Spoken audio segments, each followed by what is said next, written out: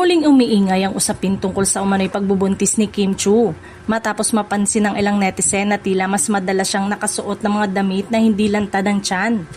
Dahil dito, may mga nagtatanong kung may dahilan ba sa likod ng pagbabago sa kanyang mga outfit o isa lamang itong simpleng fashion choice.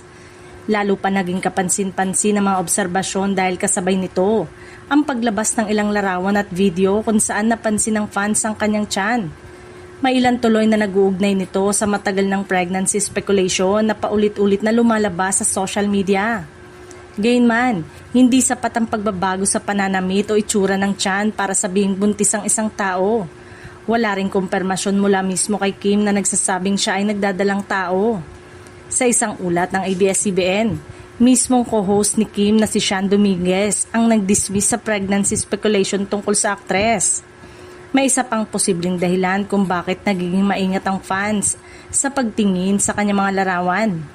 Kasalukuyang may mga proyekto sina Kim at Paolo Avellino kabilang ang pelikulang A Perfect Marriage, kaya posible ring bahagi ng styling, karakter, preparation o promotional material ang ilang pagbabago sa kanyang pananamit.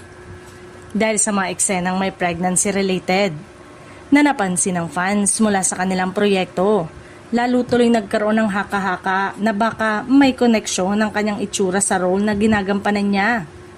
Ngunit hanggang ngayon, wala pang opisyal na pahayag na nagsasabing buntis si Kim o na may kaugnayan sa tunay niyang buhay ang naturang mga eksena. Kaya sa ngayon umano ay mas mainam na hintayin ang direktang pahayag ni Kim Chiu bago maniwala sa mga kumakalat na espekulasyon hanggat walang kumpirmasyon mula sa aktres o sa kanyang kinatawan.